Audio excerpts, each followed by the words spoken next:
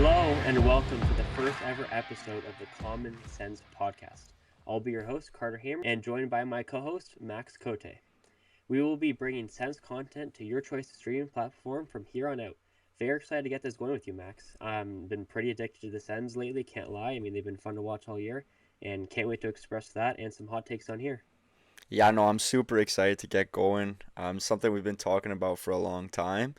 So I'm excited to bring some passion and a little bit of knowledge, hopefully, to Sens fans all over Ottawa and all over the world, hopefully. Yeah, and I mean, it's pretty easy just to start a podcast when the season starts, but why not start it right before the playoffs? No better time. Yeah, I mean the city is absolutely buzzing right now. Tickets are flying through like so expensive. Everyone's buying tickets. I think game three is like sold out now. I'm not sure about game four, but I'm sure it's going to be packed also. So the excitement around the Sens is palpable in the city, and yeah, why not start now? Yeah, I'm excited, man. I have tickets to games 3 and 4. I know you do too. Yep. Um, gonna be. I mean, some of the best times too is just hanging with other Sens fans. Like even like game 1 and 2, I'm gonna try to head down to like Elgin or maybe the watch party at the CTC. And even though you're not at the game, you're still hanging out with a lot of Sens fans. It's gonna be fun there too. Yeah, no, it's like I know a lot of people like I've seen discourse that like the city needs to do a little bit more, but I think a big part of it is the fans coming together and making it happen. Like maybe there's not necessarily a designated area. Well, there is at the CTC, like you can go watch the game out front for games one and two. But if fans get together on Elgin and just get things going, then it could be a really good time. Yeah, and not even place like that, but just hanging with your buddies, family, whatever. Yeah. Like I remember like, the Blue Jays playoff run. I was watching a lot of the games with my family, and like felt like you're with a lot of people, but some of the best times are just like watching your favorite team with other people you like being with. Yeah, playoff hockey is like the best time of year. It's just absolute electric. Like Jays was pretty fun, but there's nothing that beats like cheering for the Sens when you live in Ottawa or whatever city you live in and whatever team you cheer for. But yeah, being in Ottawa like last year was so fun. Like I was at all the home games, and even though there was Leafs fans, it was just like electric. Like having all the Sens fans in one place, like even downtown, like at the bars and stuff. Just yeah, it was a lot of fun. Yeah, I mean it's my favorite time of year. Sens are I like a lot of sports teams. Sens are definitely the number one. But let's get going here. So we can recap the season a little bit. I mean it won't be too long because people want to hear Sens and Hurricanes, but I mean you kind of have to start somewhere. So I mean the Sens season. I mean the if you want one word to describe it, you'd probably say roller coaster. I mean it started off. Like I remember the first game of the season, they come back win against Tampa. That was fun to watch, and then you lose like I think it was 6-2 to Florida, and then you lose at home to Nashville, and you lose your captain. And that's just the first 3 games of the season. I mean, there's so much. There was so much background noise this year. There were some goaltending issues, lots of injuries, like I just said, Kachuk. And then right when we're trying to make a push to make the playoffs, we have almost our whole entire decor go out, and so many guys had to step up. Um, what's your look on the season? And like honestly, did you think they were going to make the playoffs? Like let's say like midway through the season. Honestly, like you know this already. Like I was at the game on December 27th in Toronto when Omar got pulled. I think it was like 4 goals. He gets pulled, and then they ended up losing that game by like 7-4 or something ridiculous like that. And after that game, I was completely out on the Sens. Like I was like, I'm done. Season's over. Like pack it in. Like I was calling for jobs. Like I was so done. Um, not I was kind of blinded by the fact that like really realistically like goaltending kind of held us back a lot that first kind of bit of the season, but I didn't really care. I was just like out on everything, like blow it up, fire Travis Green. Like I'll admit it on here, like this is probably my first hot take on here, but yeah, like I was on a fire Travis Green train. Like it was bad. I was not in a good place, but I'm happy that they kind of clawed it out, and like we're not talking about all the stuff off the ice anymore, which like I feel like we spent so much this season like always talking. When you're talking about the Sens, you're talking about what's going on off the ice rather than what's going on the ice, and I think it's good that we can put that behind us and just not talk hockey and be excited for the playoffs. But yeah, I think you said it right there. Roller coaster is like there's no other words to put on this season. Definitely. I mean, you just mentioned the Leafs game, but I think honestly one, and you were at it, so that's probably why you kind of look more back at that game. But I think one of the games that a lot of Sens looked at, and I think I was this is the one I looked at, was that home game right after that against Columbus, where they got into Ottawa day of, and Yeah. not even like, let's say, 10 a.m. of the same day they played the game. They got in, I think, at 4 p.m. And 3 hours before the game, they were without Zach Werenski. I think they had no Sean Monahan as well. They were already on a back to back. It's like everything's lining up for the Sens to win this, and lose 4-1, and it was a stinker. I was at it, didn't like being there, but stuff like that happens. But then, if you look at like January 27th, they were 10 points out. I think that's the day where they were the most points out, and that's late in the season too, especially with February when you. I think the Sens only played like 4 games in February, maybe five, because of the Olympics. Like that means you only have like a month and a half of hockey left in the year, and you're 10 points out of it. That's a hard margin to come back up, and the Sens were able to do that. They went 24-6. That's what everyone was saying, that they had to play like over 700 hockey, and that's exactly what they did. Not only did they make the playoffs, they're arguably one of the better teams in the Eastern Conference. I think they're third right now, for betting wise, if for a team to win the Eastern Conference, and I think that's fair to say. I think Carolina's above them, Tampa's above them. That's good, but then they're right around Buffalo and Montreal, where I think is fair for them. Still gonna be hard. Canes is a tough round one matchup, but for everything that's happened this year, I've heard some professionals say like, oh, it's kind of, right when you make the playoffs, it's almost better because all that pressure is off you. You're almost playing with like a little bit of house money now. Now, obviously, the players want to win and the fans want to win. Everyone wants them to win, but that pressure of playing every single game like it's game seven, like the players have talked about, it's hard to do that for 30 straight games in the year. But they were able to do that, and now they can just take it game by game, and you're able to lose three and still win the series. So hopefully, um, they feel that, or they just win. Because honestly, I just want them to win for everything that's happened this year. So I mean, we'll see what happens. Yeah, I think like the most impressive thing looking back this season has been like how much they've been able to stick to like what they do well, like Travis Green's system and how this team plays hockey. They've kind of stuck to that, and they're having like, oh, if there's any like issues or adversity, they haven't like tried to find a different way to play or anything like that. They just stuck to what they thought would be the process that they need to follow to get to the end result. And in the end, they trusted that process and they got the end result that they were looking for, which is super impressive, and a big credit to Travis Green and the entire coaching staff, even Steve Stais, and kind of adding to that model and adding players that kind of fit in that into the system and overcoming injuries. Like this is the kind of stuff we talk about, like Bill Belichick's Patriots being able to do. Like the system is so good that anyone can come in and play and excel in that system. And that's kind of what we've seen with the Sens this year. Like we've seen guys like Crotty, Lassie Thompson, Yakim, like all these guys come in, play good minutes, and not look out of place, which is super impressive at this level and at this point in the season. Like if that doesn't happen, we're not talking about playoffs today. So yeah, super impressed. Like if Travis Green doesn't get, I mean, I think if he doesn't get top three for Jack Adams, that's disrespectful. I'm starting to lean towards the fact that he's not going to, just based on what I'm seeing. But yeah, at least I would say at least top five. He should be getting at least top five votes for the coach of the year. I mean, definitely, I think I would go as far as to say is, I mean, Green's not a player, but I think if you take one piece away from the Sens team, and like Travis Green, if you take Travis Green away from the Sens team on January 27th, I don't think they make the playoffs. Like again, he's not a player. He doesn't go out there and do stuff to make his team win. But I think just that leadership he's brought in his system, as you said, like we don't make the playoffs without Travis Green, in my opinion.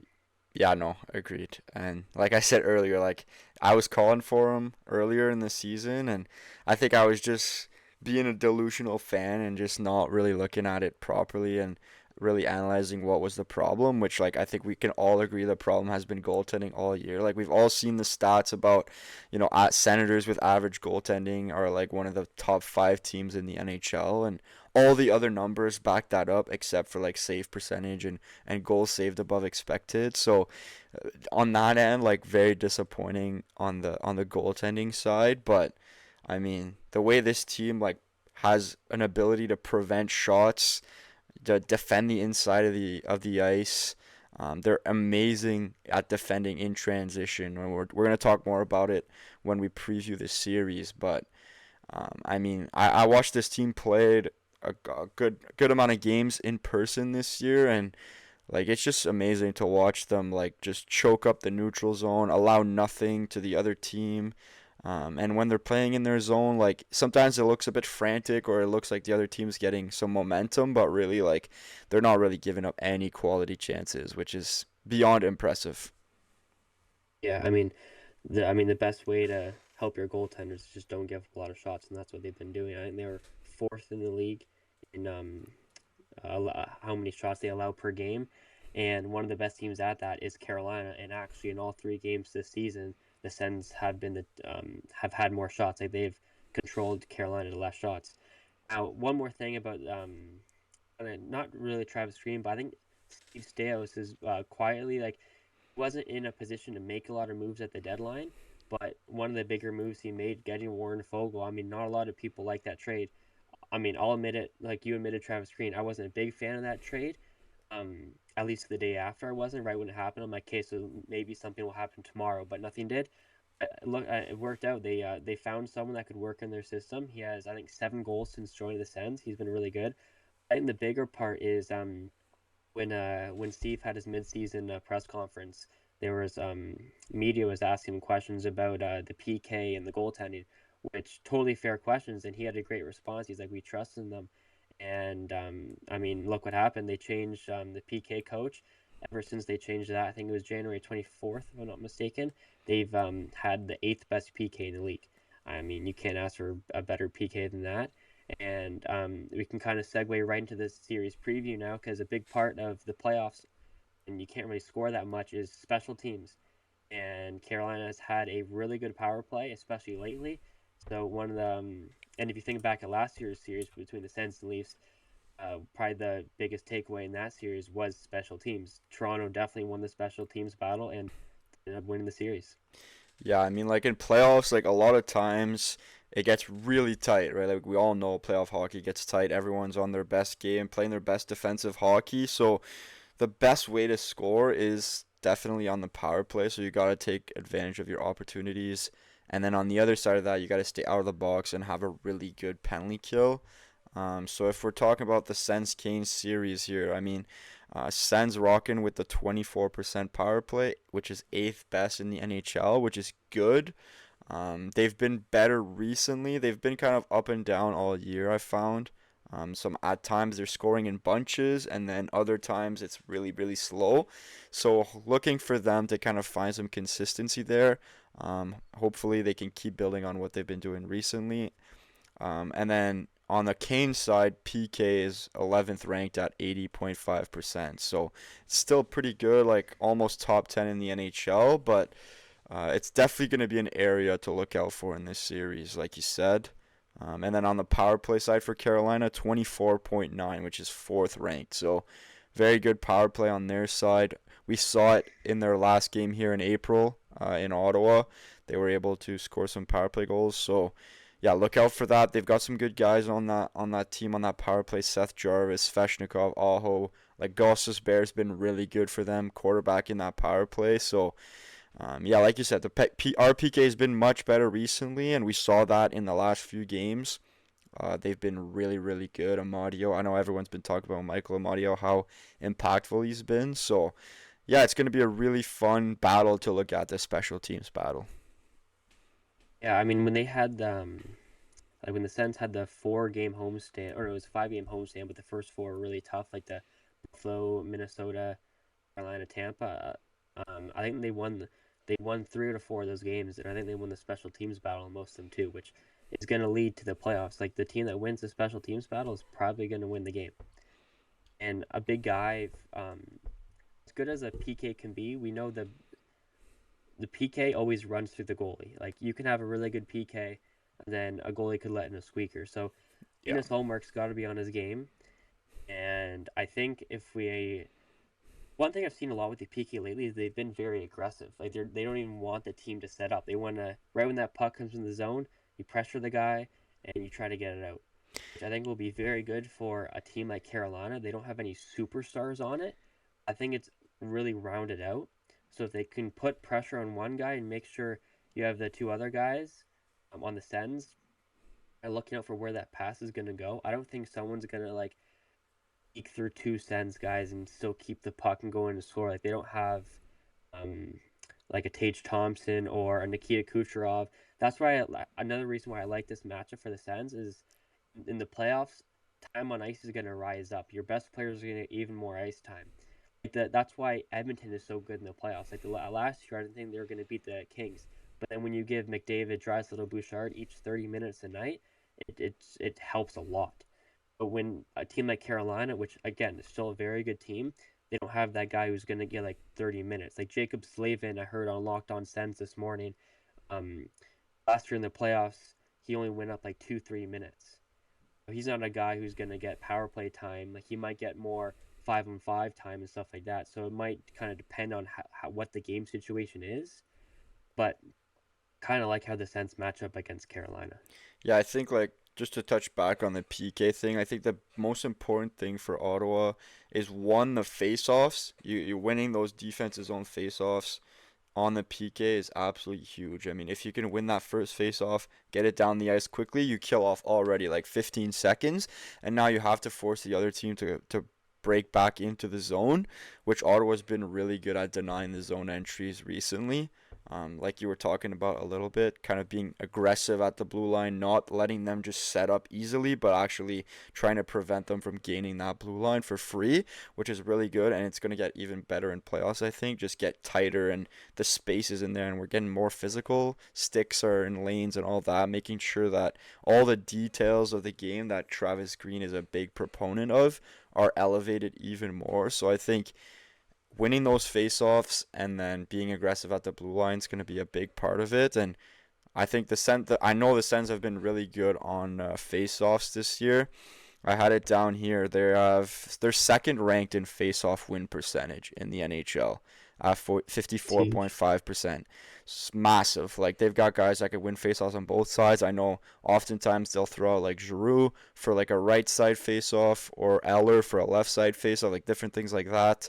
Pinto, we know he's a good face-off man. Stützle's gotten better. I think he's over a 50% clip this season on the face-off. So there's a ton of guys that can win faceoffs on this team, and then couple that with the way that they are able to move pucks quickly off the faceoff from their Ds, like Sanderson and Zub can move that puck quickly, get it Yeah. down the ice.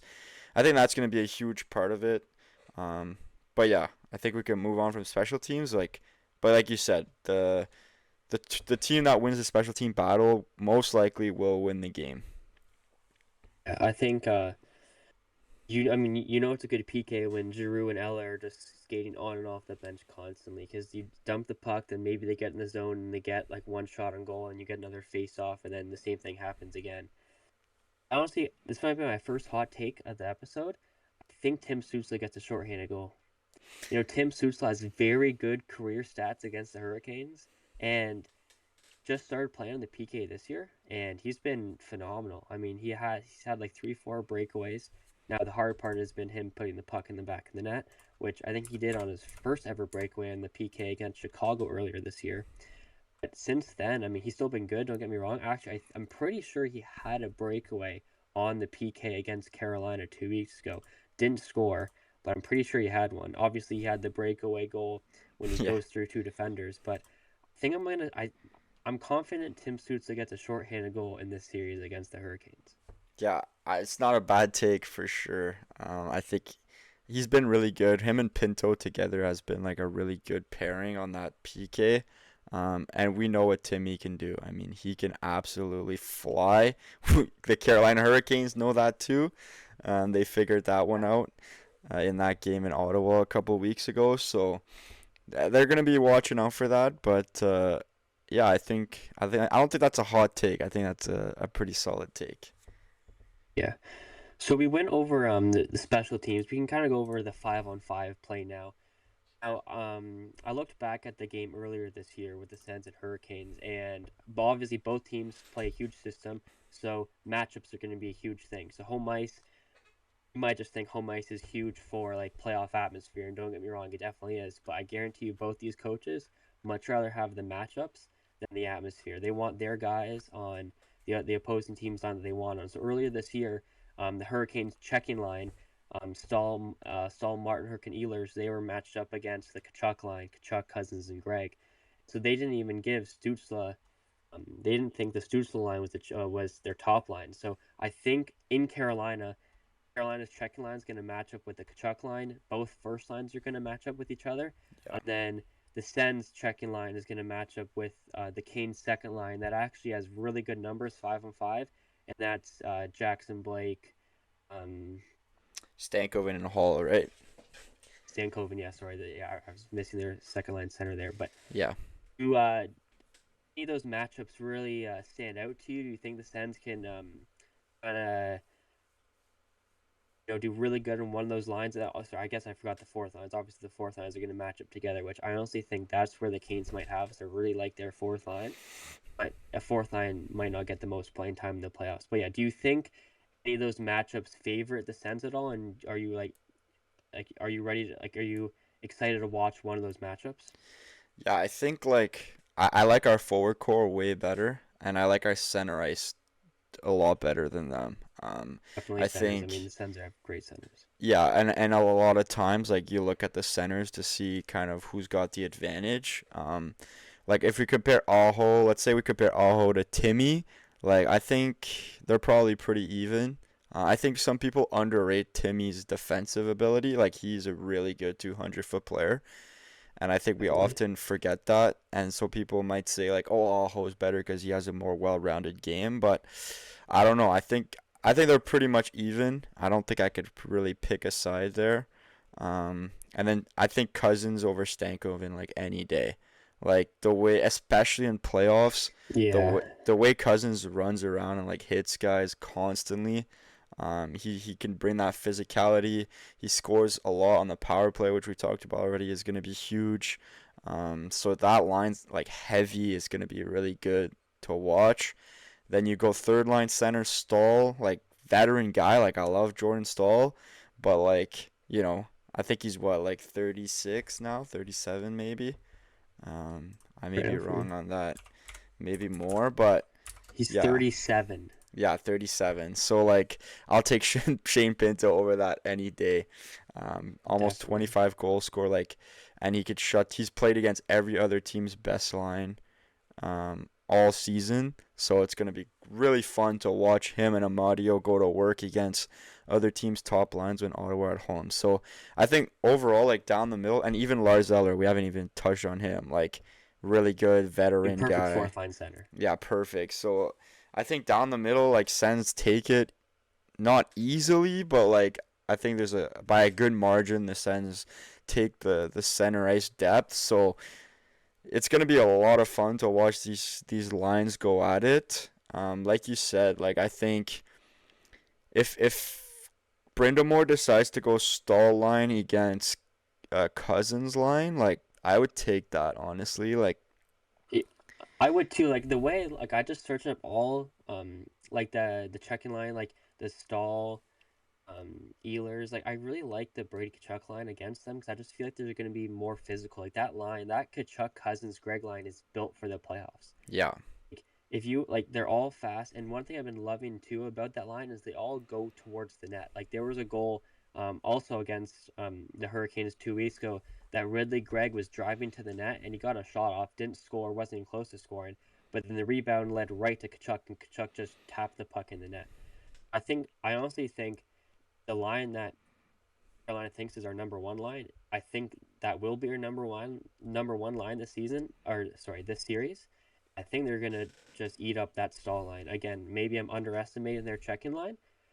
I mean, I think Martin Hook's a very good player too. Again, with Stahl and Ehlers, especially Ehlers is he's having a career season in points. So yeah, that line will need a back check a little bit because if they make one mistake, they are a little bit slow. Now Cousins does have some underrated speed, yeah. but they will have to hurry up and push back because Ehlers can beat them with his speed. Yeah, I think the D's is gonna be an interesting thing to look at. Like It's gonna be. I'm curious to see where he's gonna match up Slavin and Chatfield. Like I think that's one of the best shutdown pairs in the NHL. Yeah. Like I watched them in Ottawa and like I was very impressed by Chatfield. Like I didn't even know much about like I knew who he was, but I was not familiar with his game. Let's just say that. And then when I watched him Yeah, you're against a the big Sens, Chatfield fan. yeah, when I watched him against the Sens, I was really, really impressed by just like him and Slavin, how they work together, how they defend and are able to move pucks relatively well too. So it's like I'm curious to see where he'll match up that pair. Like I think they might do like a stall line with like a Miller Walker against Kachuk and Cousins line, and then maybe Slavin Chatfield with Aho's line against Stutzla. So they'll have a lot of Yeah, balance that's what I was thinking too. in that 5-man unit. So I mean it's gonna be tough no matter what. Like they're a good defensive team. Their D Yeah. pairs are really, really strong. Like I think they take the cake on defense. Like I like our D's. I think we have the best D in the series. But Definitely. overall, it's like all six Ds, they absolutely wash us. I think.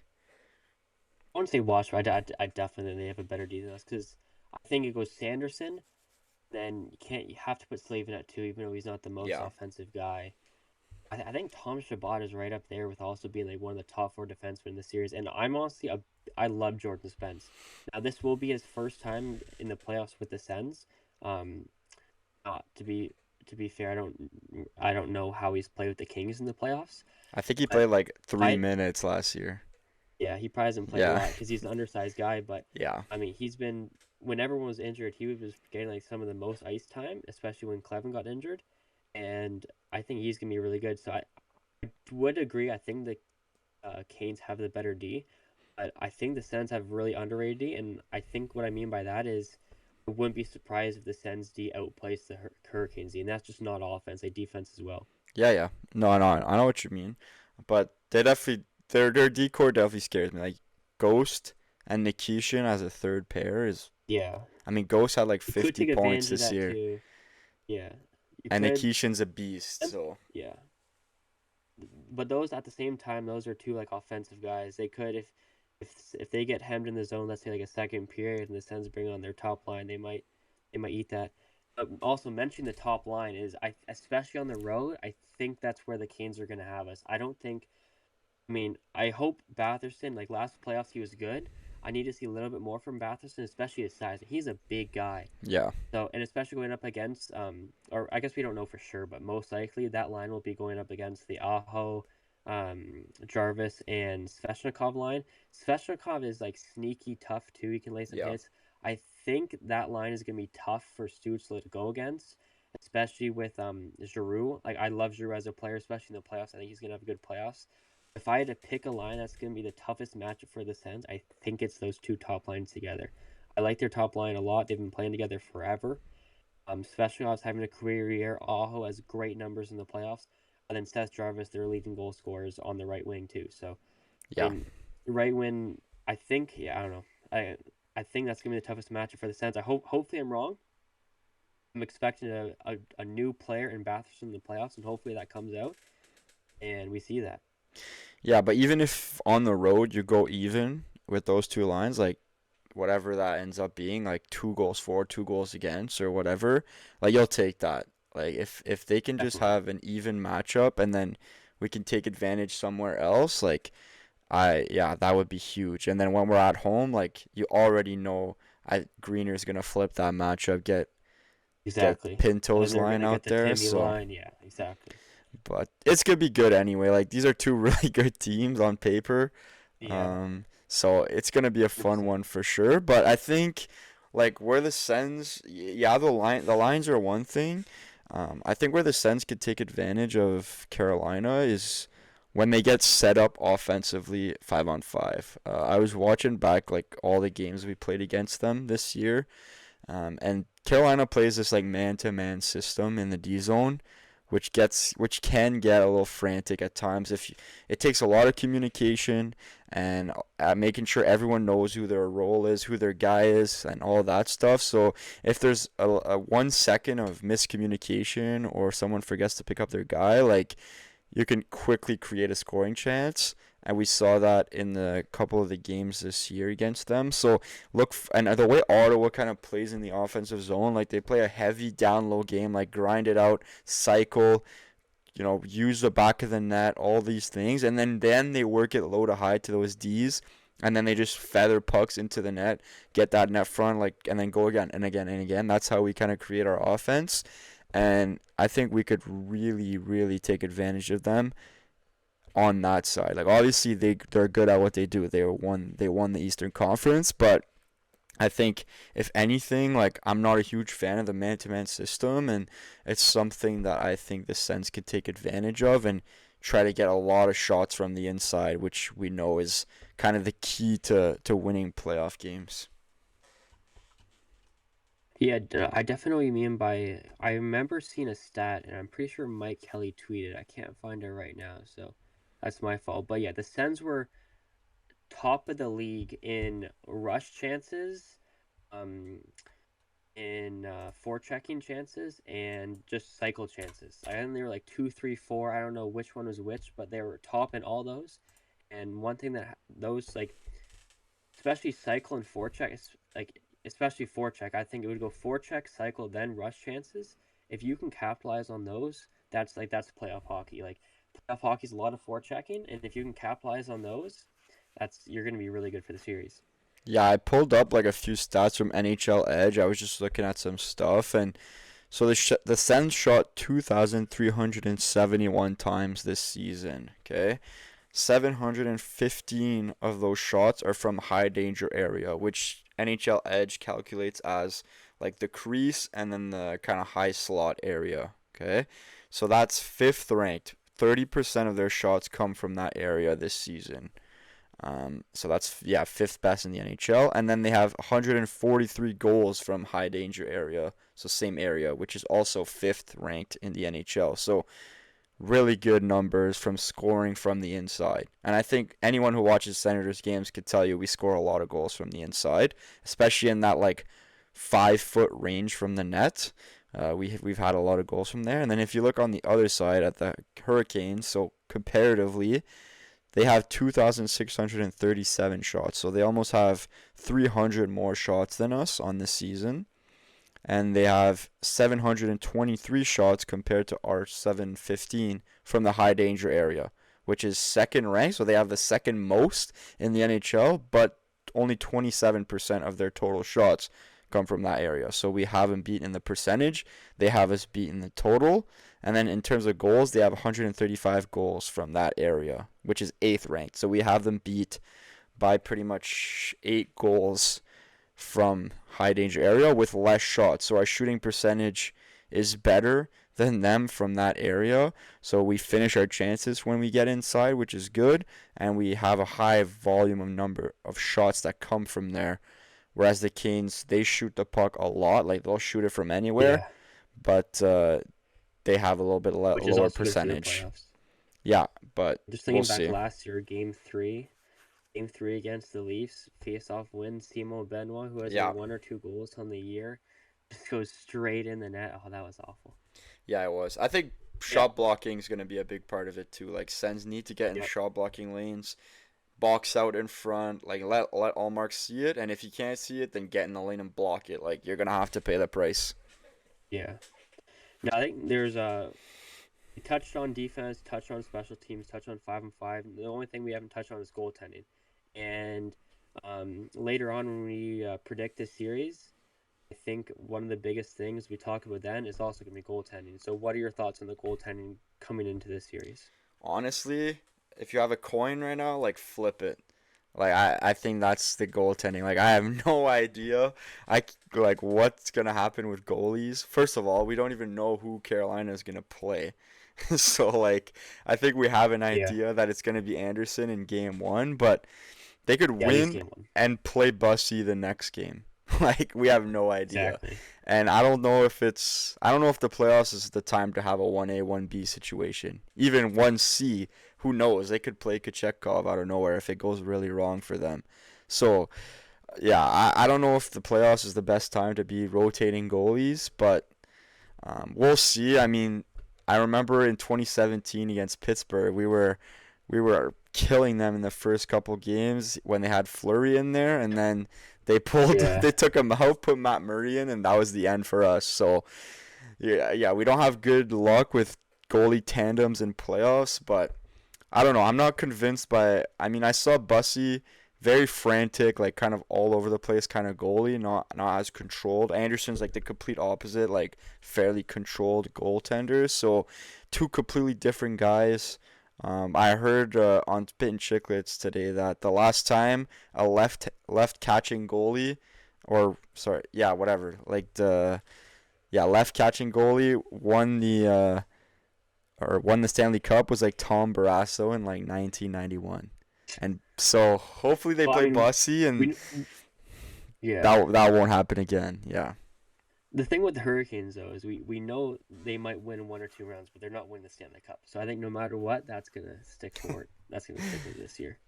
But yeah, my take on the goalies is one thing I'll say because you kind of touch a lot on Carolina. The one thing I like about the Sens goalie is obviously Allmark's been playing really good as of late, and I like that it's just one guy. Like Yeah. if Allmark has a bad game, I'm going back to him right away. Oh Like yeah. I like that we have one guy, and maybe 2 games in a row he does really bad. Then maybe you have to go to Reimer, Nah, which no I think is chance. fair to do because No really chance. even 2 bad games in a Yeah, row, no chance. We are that's fair. going as far as Linus Allmark will take us in this playoff. I agree, and I think Yeah. I am confident he's going to be the better goalie. I mean, Sen just took apart Freddie Anderson. Last game they played with each other, and I'm not too scared of Bussy. I mean, he's a rookie. I don't really look too much into the he's a rookie. It's his first playoffs. Um, Honestly, I feel like the playoffs are almost easier for a goaltender. Like, sure, it's a higher situation, but I feel like goalies and pitchers are like the same thing in both sports. They're both really weird. All goalies, all pitchers have weird personalities. Like, I don't think there. It might be different. I mean, it's actually not my. It's definitely different for every single goalie. But I think at the professional level, it being a playoff game won't matter too much. But I look at Busty's stats, and the only one that really sticks out to me is wins. He has a lot of wins in the amount of games he has. His save percentage isn't even like it's good, but it's not like let's say I don't know his actually. I'm gonna pull up his exact stats, but for the amount of wins he has and how people hype him up, you would think his save percentage would be way higher, but it's really not. Like in 39 games this year, he has 31 wins. So he has 8 losses, but he has an 895 save percentage. Like an 895 save percentage is like below league average. I don't know exactly what it is, but I'm going to guess around 900. It's not that good. Now his goals against average at 2.44 is really good. That's because he plays in the Hurricanes, who don't allow a lot of shots. So Yeah. I'm not really scared of either Busby or Anderson, to be honest with you. I think a key factor for the Hurricanes will be their goaltending, but at the same time, I think it's going to be a lot to do with what their forwards and what their D allow for their goalies. I think their goalies are going to allow shots and goals, but I think it's going to be harder for the Sens to come by. I still trust Allmark, and I think Allmark is going to be the better goalie in this series. Yeah, like I'm just scrolling over like Bussy's hockey reference like page, like nothing really stands out to me like necessarily terrible or necessarily good.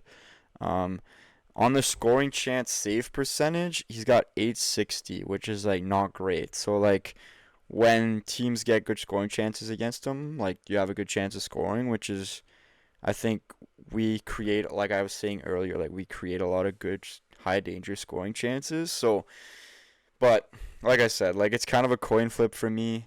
I believe in Allmark. I think he's turned the corner a little bit.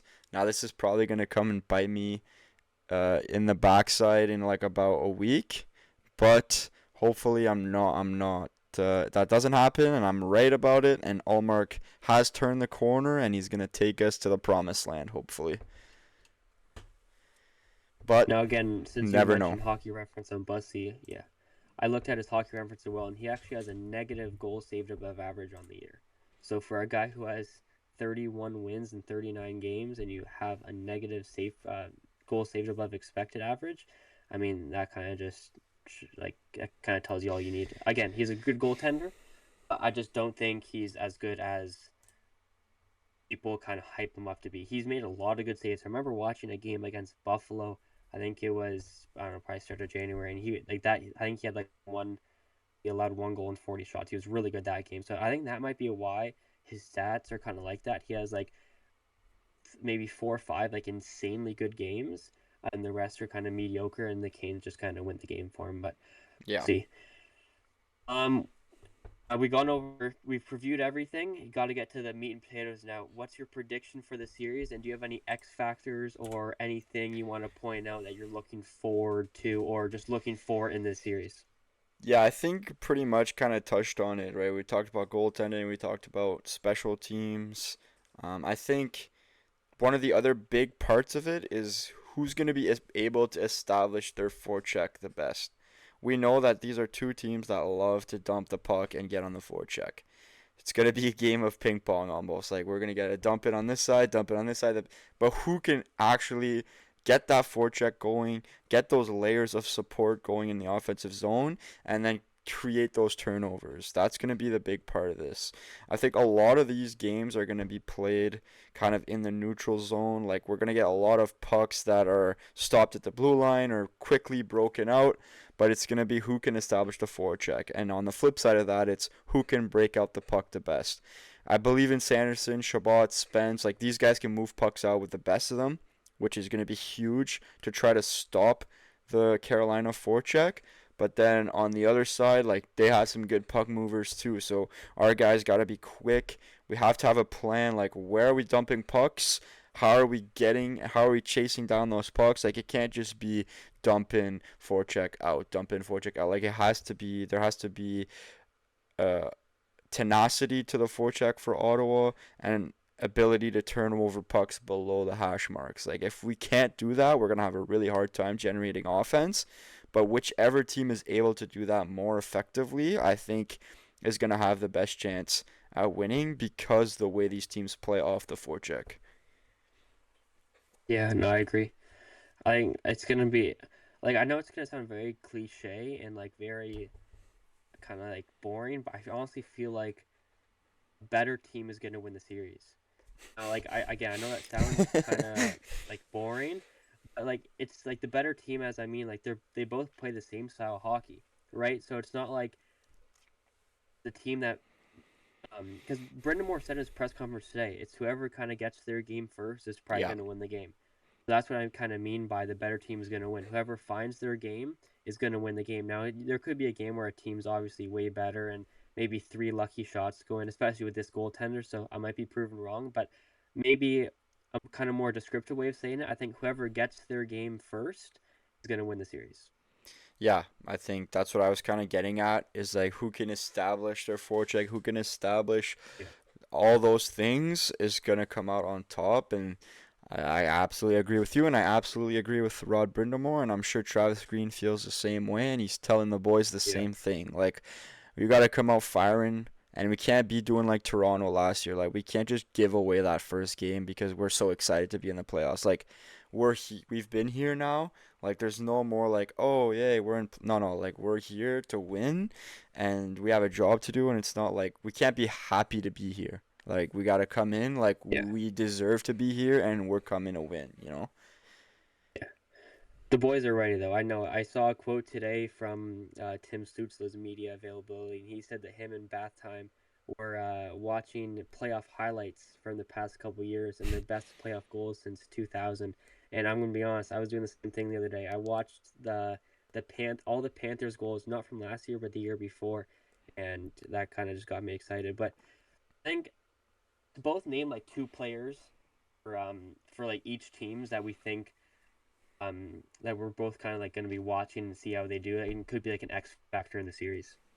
Okay, yeah. We can start with Carolina, get those out of the way with fast, and then we can go on to the Sens.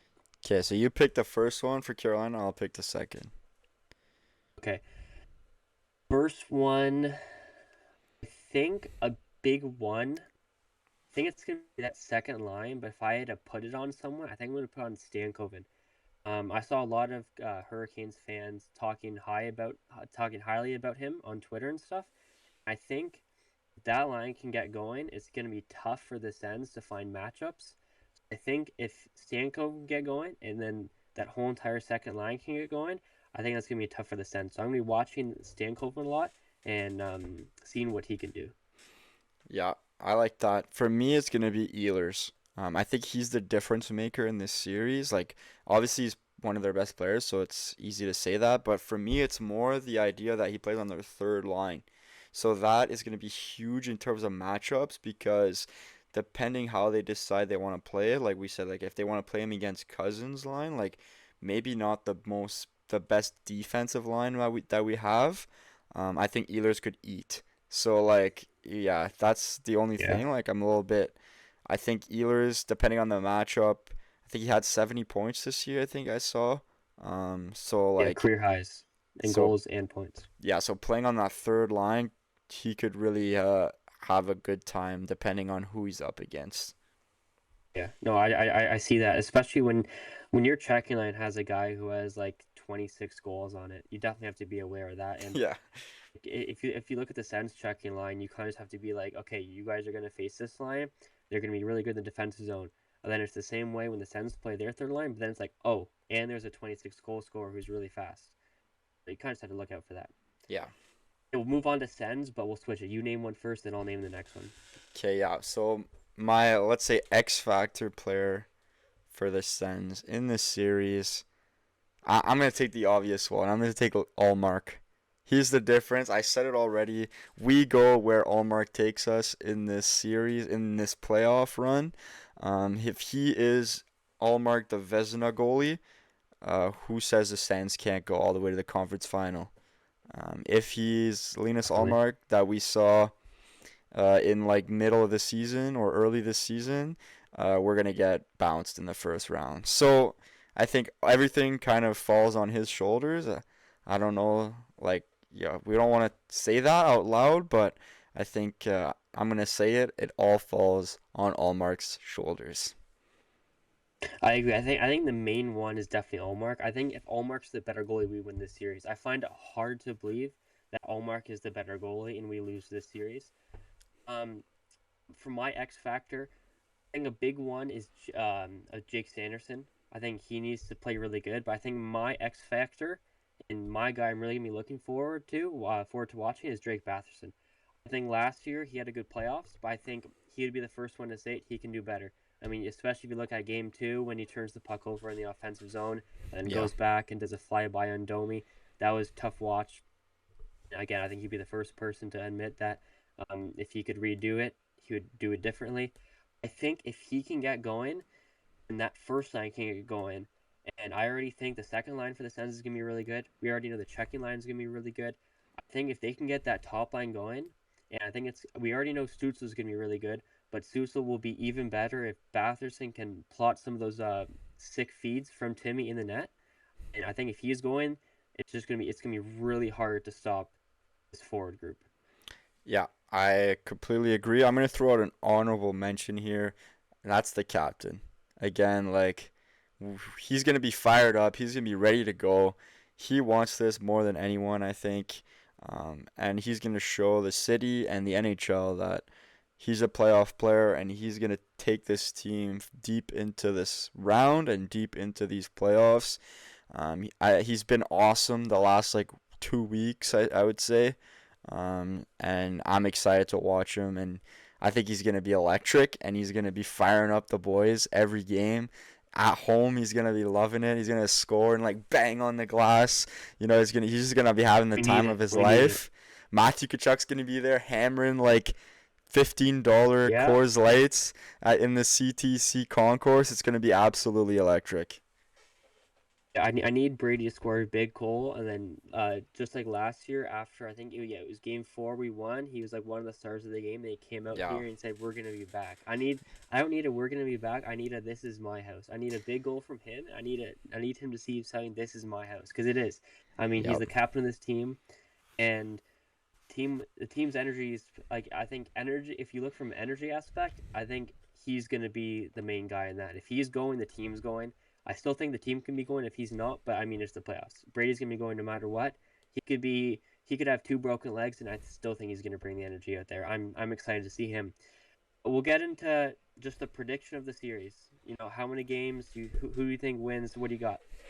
Yeah, so for me, I'm gonna put it out there. I've got Sens in 7. That's what I got. That's what I put down in my bracket. maybe it's a bit of a homer pick, but I don't care. I'm taking the Sens. I said it like, I don't know, a couple months ago. I think you can attest to this. I said if we get in the playoffs, who says we can't go all the way? And I Mhm. still believe that. I think we're one of the top five teams in the NHL when everyone's going and everyone's healthy. And so I think Carolina, they're good, but they can never do it. And I don't think they're ready. I think they would have much rather played any other team than us. We're coming in hot, like really hot, after that last like 2 months where we've been on fire. Allmark's playing good. Everyone's firing on all cylinders. So I think it'll be tough. That's why I got 7 games, but I think the Sens got this. I like it. I mean, yeah, I mean, it's not much. I disagree with you about that. The one thing is, you didn't mention that the Canes didn't want to play us. I mean, there's no way they want to. If you just look at their division now, there's obviously a lot of hockey fans know there's been so much chatter about, oh, we want the 1-8, even Yeah. people saying 1-16 playoff format. Nah, that's See, I brutal. I would not. Yeah, no, 1-16 is awful. That would be Yeah. the worst thing of all time. Yeah. And there's also no way they do that. So we'll stop talking about it. But um, like, if you look at their own division, again, Gary Bettman said that this is the format for like divisional playoffs. And both other teams in the Metro that made the playoffs had less points than us, yet the Canes have to play us. It's hilarious. I mean, Yeah. again, it's not anyone's fault. Like no matter what the playoffs are, there's always going to be teams that just squeak in, and they might be like you might have a really good team like Florida. If they let's say like they squeaked in and they're the 8 seed, it's like they're the 8 seed, but then maybe their whole entire team's healthy right now. So it's Yeah. hard. Like no matter what the format is, it's gonna be hard. But my prediction is I think Sens in 6. I Okay. also don't think it's a homer pick. Now you said you might be homer. I think a lot of people are picking the Sens, and maybe that's just because it's only Sens stuff on that I see. And my reasoning for Sens in 6 is because I think it'd be really hard to win in 7. I think the series can definitely go 7 games. Then if it goes 7, I don't think the Sens win. I think it would be really tough. The Lenovo Center has been voted as one of the actually it's been voted as the toughest rink to play in the playoffs. I find it hard to believe. I've been in the Bell Center for like game 17, and that was the loudest place I've ever heard. So I Yeah. find it hard that the Bell Center is not harder than Lenovo Center. But again, I think game 7 would be hard to win in Carolina. So I'm gonna go Sens in 6. I think they win one of the first 2 games on the road here. I think they win both home games with that crowd. That crowd's gonna be sick, man. Oh yeah. First time playoffs in like 10 years, and it's gonna be 99% Sens Well, fans. second time. That crowd's Second gonna time be playoffs in buzzing. 10 years. Yeah, if you want, well, yeah, but like You were I there mean like last year. fan wise, like last year Yeah, it was yeah. because the Leafs, like that's what I mean. Like Yeah, yeah. fan wise, it's gonna be the first time since 2017 that the whole entire crowd's pretty much Sens fans. Yep. It's gonna be electric, and I can't wait for it to start. Honestly, I can't lie. I wish it was started tonight. We Oh have yeah. just under 24 hours though. No, yeah, I'm 22 and a half absolutely hours until buzzing. game time. Yeah, it's gonna be absolutely electric. It's a lot. It's gonna be some great hockey to watch. And I know the fans are gonna bring it at the CTC on Thursday. And it's gonna be, yeah, it's gonna be fun. The more you say it, I'm starting to think like, yeah, maybe it's gonna be Sens in 6. Like if we're gonna win it, we're probably gonna win it in 6, like win it at home. But I'm gonna stick. I'm not gonna change my pick. I'm gonna stick with Sens in I like 7. it. But yeah, I think I could see it definitely going earlier than that. Yeah. Yeah, I mean we kind of touched on everything. We predicted the series, went through everything, goaltenders. Now I wonder about Clevin. He practiced in non-contact today. Green said that he might play tomorrow. It would be huge to see him play tomorrow.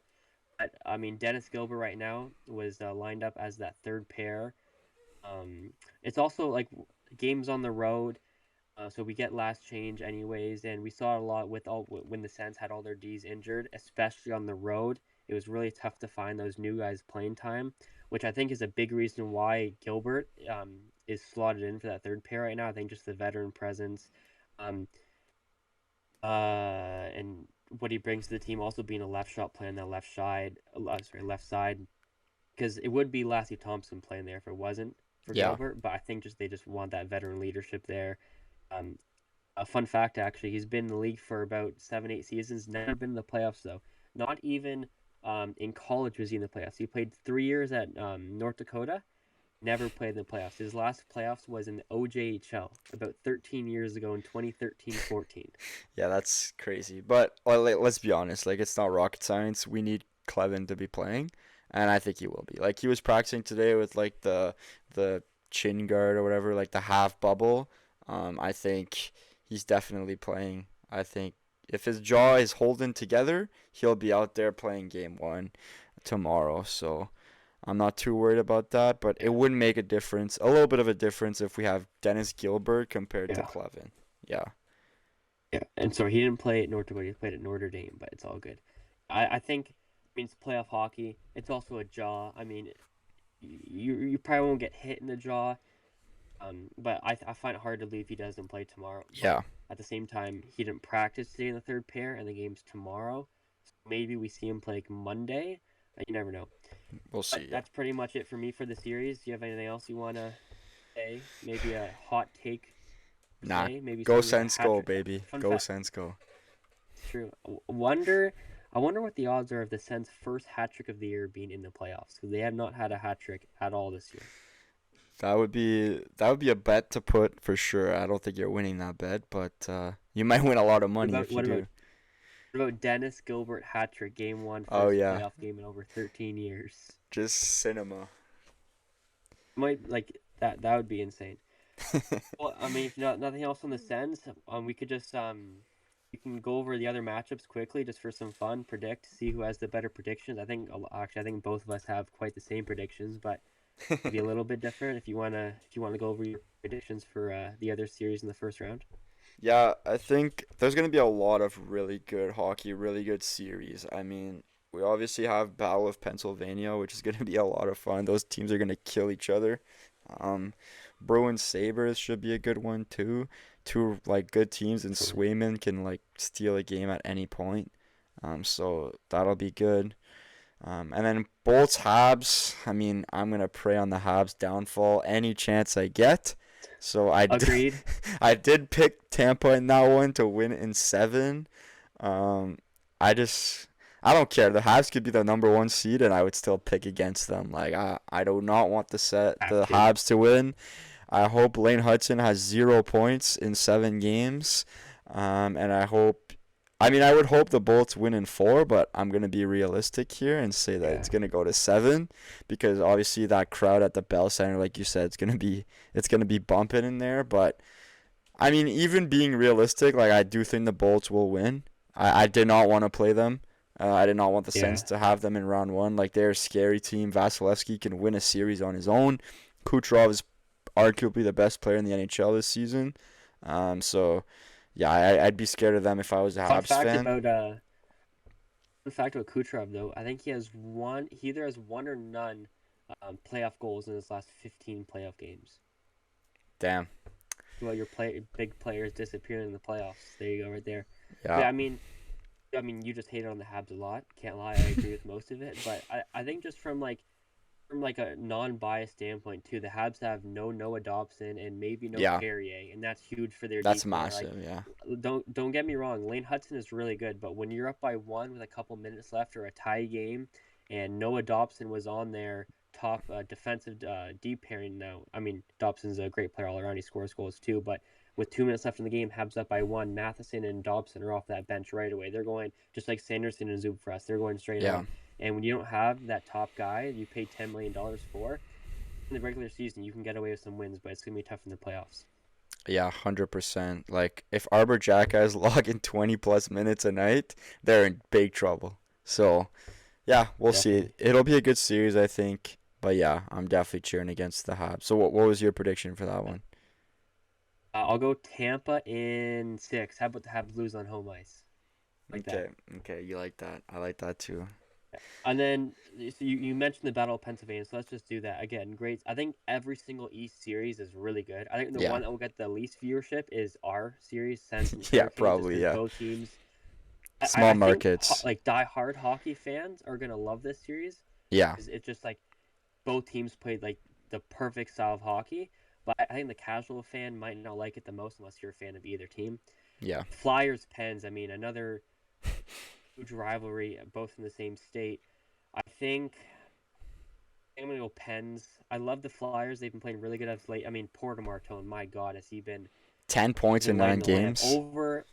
Over a point per game player, and he's Yeah. played 9 games. What? Like he's a gamer. I think I Yeah. got Pens in 6. I think. Yeah, I'm pretty. Yeah, I think that's what I put on my bracket. Pens and six. I definitely picked Pens. I think it was in 6 games. Like I think the Flyers kind of like stumbled into the playoffs a little bit. They got like a boost from They getting were hot. Martone. Yeah, they were hot, Mm. but like they had a. If I'm not wrong, they had like a not super difficult schedule coming into the end of the I mean, season there. each team plays the same schedule though. I think if there was one thing that helped them make the playoffs, it was the Blue Jackets and Islanders just completely Well, yeah, collapsing. 100% that, but yeah, Still like a like 97-point team though, right? Like 96 points. Like yeah, it's still good. at the end of Like the day, anyway, yeah, like I think they're a good team. They're kind of making their way up. And they're gonna be good for years to come. But I just think this year, like the Penguins, like they huge turnaround. I think Carlson has been really good. Crosby, obviously, like that's the I think that'll be the difference. Like they just have these veteran guys that are so good. They've been good. They've been there, done that, and I think that that's gonna kind of push them over the top. But I think Philly will give them a good run for their money. yeah. Then we can finish with the last East series, Boston and Buffalo. What you got in that series? Yeah, I picked the Sabres to win that one also in 7. I think all these East series are going to go deep, like 6 or 7 games. Um, so I picked Buffalo to win in 7 in that one. I mean, just the turnaround that they've been on, like one of the best teams in the NHL since like December. Like I saw a screenshot on Twitter the other day, and it was like sometime in December, and it was like Buffalo and Ottawa at the bottom of the standings in the East, which is just like And they both moving back ridiculous. up. Yeah, and then Yeah, Sabres went on an absolute tear, and I don't think they're done yet. That building's gonna be absolutely buzzing. They haven't had playoffs in that so is going to be long. insane. Yeah, and I honestly, my number one pick for the Sens was to play the Hurricanes, but it would have been sick if they played Buffalo heading down to see a game because that atmosphere would be that like that's gonna be sick. Can't wait to yeah, watch that. and I just don't think I think the Bruins are again like they're a good team, but I just don't know if they have enough. Like they have Pasternak and McAvoy Yeah, obviously, and like a couple other guys that have had good seasons, but I don't know. Like I don't think that having like Kuznetsov and Minton as like your 2-3 centers, like those guys are good yeah, players, just yeah. but are they as good as Tage Thompson, Josh Norris, and who's their other center? Krebs? Is it Peyton Krebs on Buffalo? I think. Cloud who plays center too. I'm Or pretty sure. McLeod, yeah. Like that Yeah, forward core and D core on Buffalo is ridiculous. yeah. But yeah, Very underrated decor. And you look at their bottom pairing on D2, Logan Stanley and Luke Shen. yeah. I Like mean, those are two of some of the biggest and toughest guys in the league. You do not want to play those two. no, yeah, exactly. And they have Kesselring in there who doesn't even play half the time. Like Darlene's top 5D in the NHL probably. Like that's not a. I don't think that's a hot take. So Yeah. like, yeah. I mean, I think they're. I mean, I did pick them to lose in the second round to Tampa, but I think that they're at least gonna get past the Bruins. Yeah, I think personally, and I've seen online too, Jeremy Swayman's going to own I think this is going to be the Jeremy Swayman series. He has very good career numbers against Buffalo. And I think he's going to, I mean, he's a big time player. He has experience in the playoffs and didn't have a great season last year, but I think he's on a revenge year this year and he's just doing really good. And I think he's going to continue it. And I think that's where the Bruins are going to win the series because, again, I think everything you said about Buffalo is correct. I think they have the better decor. I think they have the better forward group. Now, I think Boston's forward group is underrated. I think they can definitely score goals with Pastrnak. Geeky's got hot at the right time. I think he just scored like 7 goals in the final 2 weeks of the season. And I think they have a lot of guys on their team that just play the right, like play a hard style. Like Yeah, Hastelik is going to be his first playoffs. He's going to be good. Tanner Jeannot they just signed. yeah, They're going to be a tough team to play against. And yeah, Buffalo's goaltending, like Ukko-Pekka Luukkonen had a great year. Alex Lyon had a great year. But just like Carolina, they kind of have a 1-1. I think Ukko-Pekka Luukkonen is going to be the number one guy, but who knows how he does. So I think I'm going to go Boston in 7. I think it's going to be a great series, but I think just from the goaltending, the Bruins are going to squeeze this series out. I think that's a hot take, but we'll see. Only time will Definitely a tell. hot take. Definitely a hot Yeah, take. Buffalo's definitely the favorite, but I yeah, just think that I like Swayman. yeah. He's a great goalie, and Um, goalies can win series. So yeah, yeah, exactly. We can go on to the West. Let's just start with the easiest one: Avalanche Kings. I mean, I gave just get the brooms out. I yeah.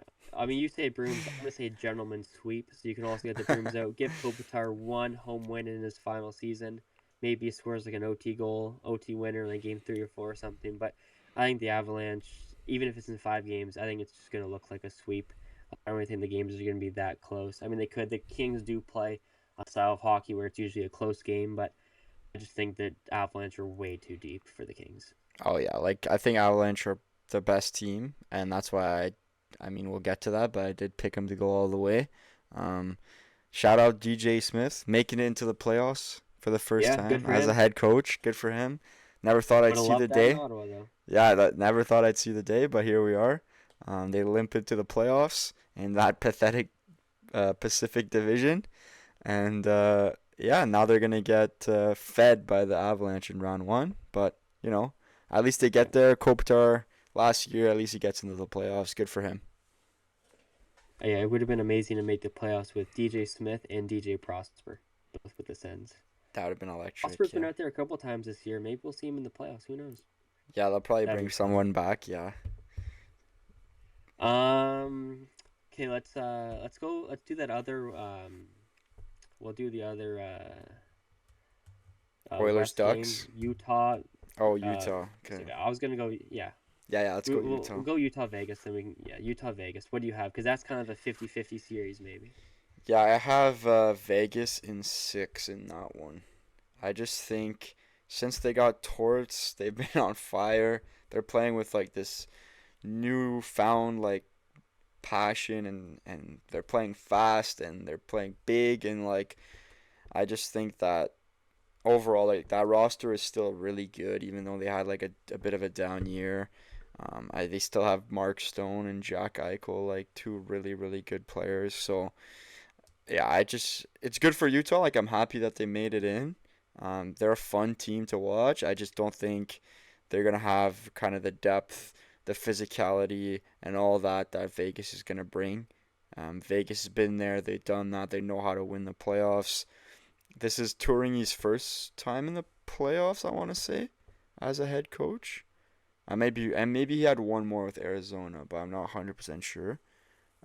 So yeah, who knows? I mean, Utah is kind of a team that like I don't know what to think. Like it's not like I'm watching Utah games that often. But Yeah.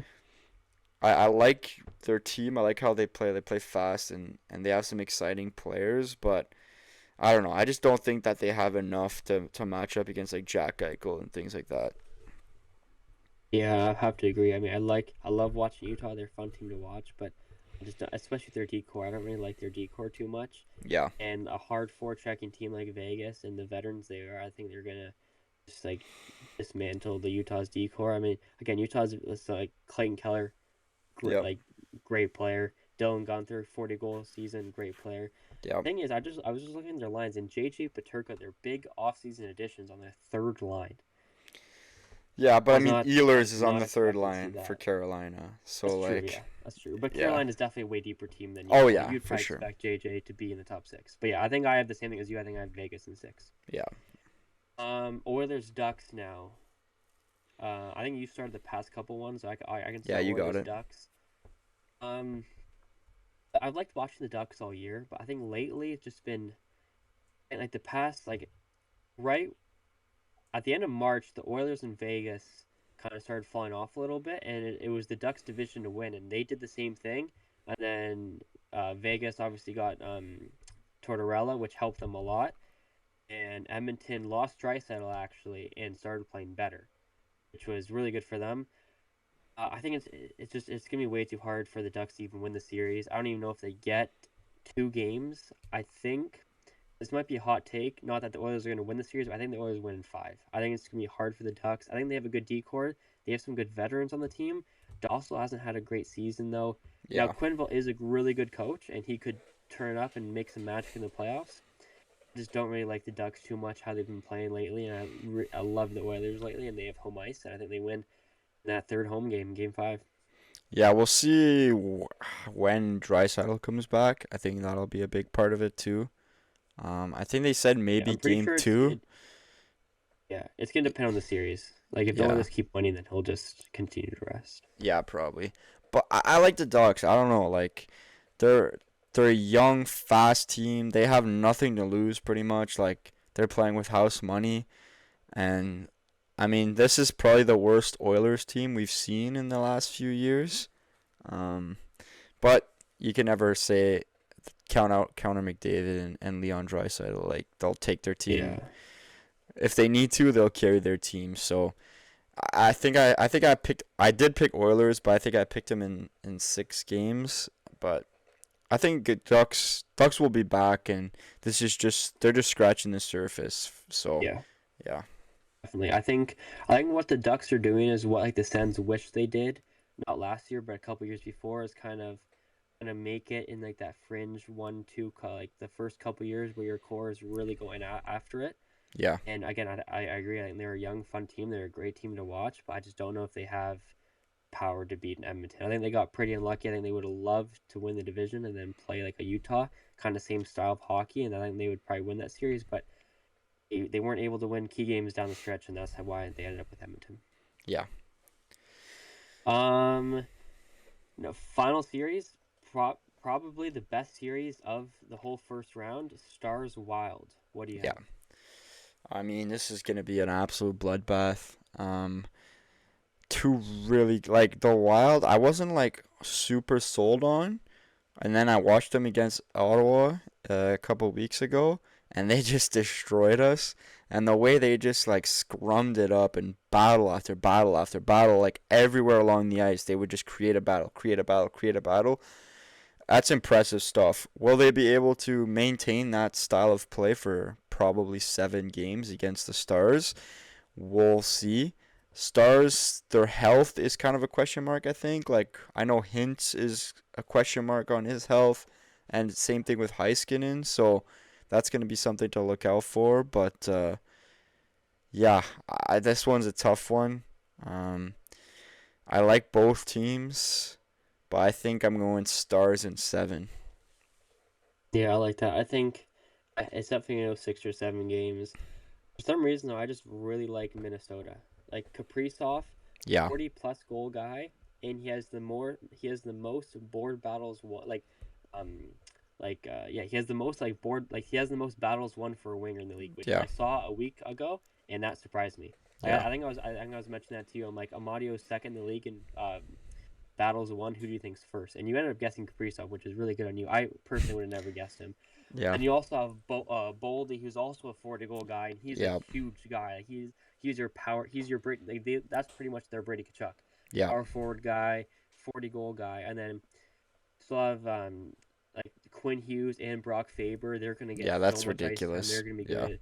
And then on the back end of their decor, they're big, and goalies. I know the Stars have a really good goalie too. And like I'm saying all this stuff, and the Stars are really good too. Like I yeah, think the Stars are the deeper team. At the same time that the Wild's fourth line, like they have McCarron and then both Foligno brothers coming yeah, at you. All those guys are huge. Like that's the last thing you want to see. yeah. Oh, I think I'm gonna go opposite of you. I'm gonna go Wild in 7. Yeah, I think this one's a coin flip. Like any of these teams could win. I mean, all these series I think are close-ish except for maybe Avalanche Kings. Like I think every single Yeah, one like any team could win, but out of all of them, this one's definitely going to be tight and I will be watching these games as much as I can because it's going to be yeah. fun.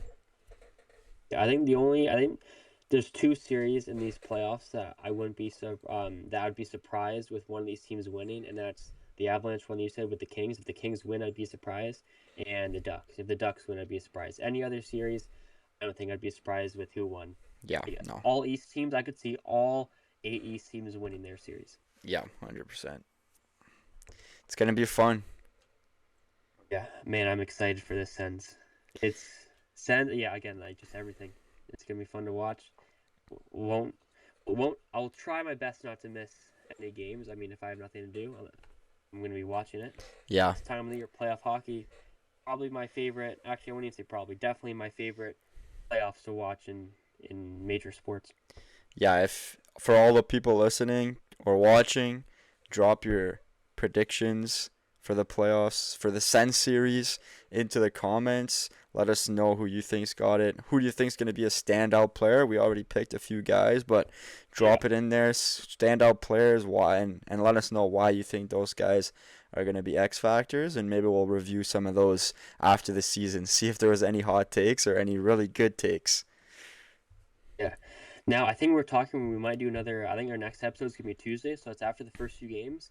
So let's just end this episode by just I know we already predicted the whole entire series, but let's just get a quick prediction on the first two games, like just 1-1, 2-0 Sens, 2-0 Canes. What do you got? I'm going to go split 1-1. No, I would hate to agree. I I think I have to. I mean, I think it'd Yeah, be huge for the Sens to win one, and I think that's what happens. I think the Canes get the energy from game one. I yeah. think the atmosphere is going to be great game one. I think they're going to win game one, but I think kind of things settle down a little bit for game two.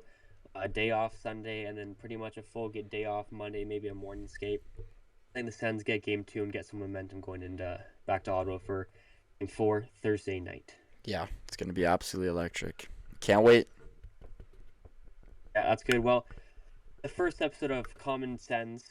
Thanks for listening, and hope you're back Tuesday. Thank you.